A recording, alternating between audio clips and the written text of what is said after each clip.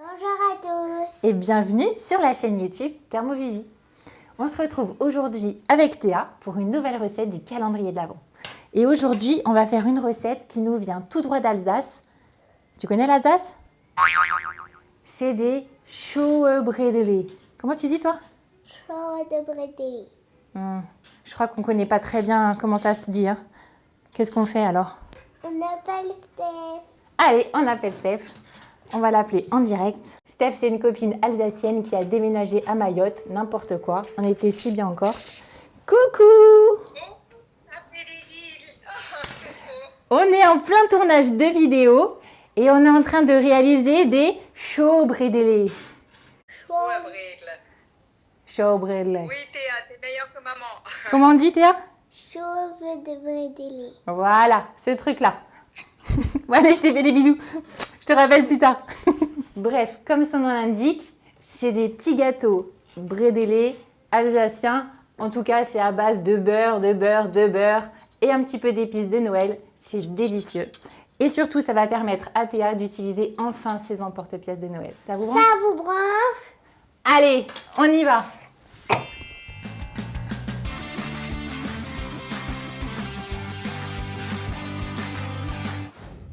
Pour réaliser une quarantaine de petits sablés, il vous faudra le zeste d'un quart de citron. Vous pouvez utiliser du citron jaune ou du citron vert. Le zeste d'un quart d'orange. 250 g de farine. 125 g de sucre. 65 g de poudre d'amande. Une cuillère à soupe de cannelle en poudre. La pointe d'un couteau de levure chimique. Une pincée d'anis. 125 g de beurre ramolli. Un œuf entier. Un jaune d'œuf, un autre jaune d'œuf pour la dorure et 15 g de fleurs d'oranger. Dans le bol du Thermomix, on va zester un quart du citron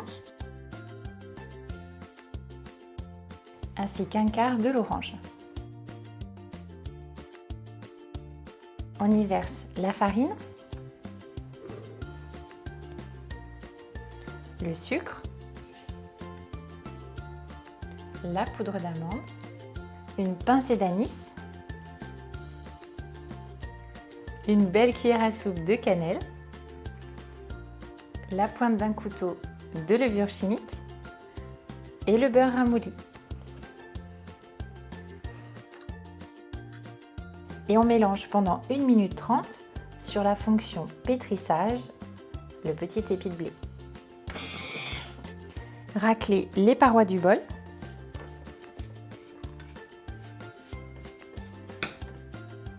Et ajouter un œuf ainsi que le jaune d'œuf et les 2 cuillères à soupe de fleurs d'oranger.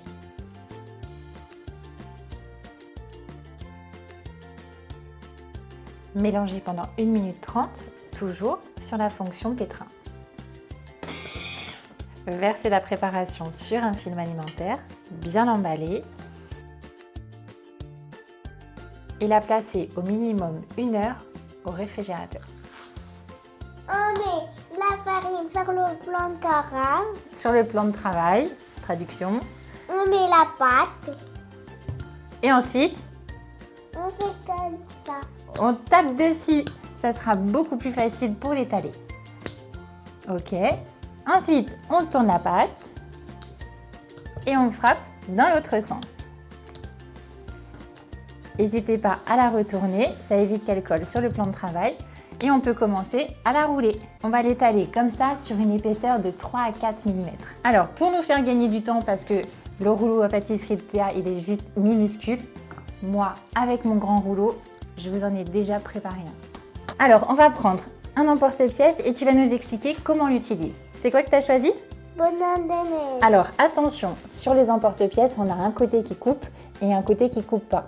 Ça serait quand même vraiment dommage de te couper les doigts. Alors, tu vas me le mettre dans ce sens-là. On le pose et ensuite, qu'est-ce qu'on fait? On appuie très très fort et on va le bouger un tout petit peu sur les côtés. Ça va permettre à ce que la forme, elle soit bien dessinée et ça sera plus facile à le retirer. Attention, avec un bon petit couteau.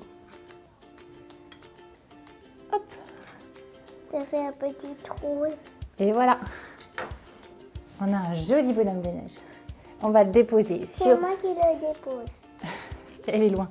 On va le déposer sur une feuille de papier cuisson. Oui, mais il faut que tu le mettes. Ça, c'était le rouleau. Oh.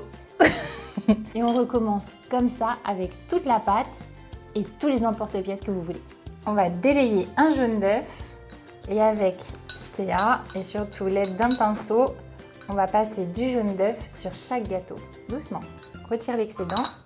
Retire. Faut pas qu'il y en ait trop sur ton pinceau. Voilà. Et maintenant, on peut badigeonner les petits sablés. On dépose le papier cuisson sur une grille et ça part pour 10 à 15 minutes dans un four préchauffé à 180 degrés. Les biscuits sont prêts. On va les laisser refroidir avant de pouvoir passer à Le manger. Passe la la dégustation. Je vais le décapiter la tête. Ils sont bien croquants, bien parfumés aux épices. J'adore ça. Et toi? Bravo. Très bon. Et voilà, cette recette de chaud de brédélé est terminée. est terminée. J'espère que la vidéo vous a plu. Si c'est le cas, n'hésitez pas à nous mettre un pouce vers le haut. Commentez la vidéo.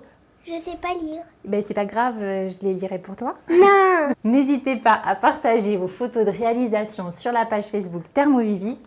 Pensez, arrête de me faire des chatouilles, Théa. Pensez à vous abonner à la chaîne. On se retrouve dès demain pour une nouvelle recette en vidéo. Je vous embrasse bien fort. Mouah. Bye bye. Bye bye.